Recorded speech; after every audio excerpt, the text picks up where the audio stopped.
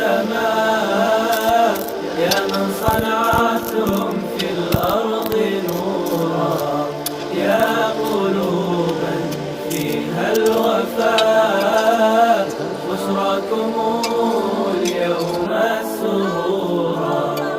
أهلا وسهلا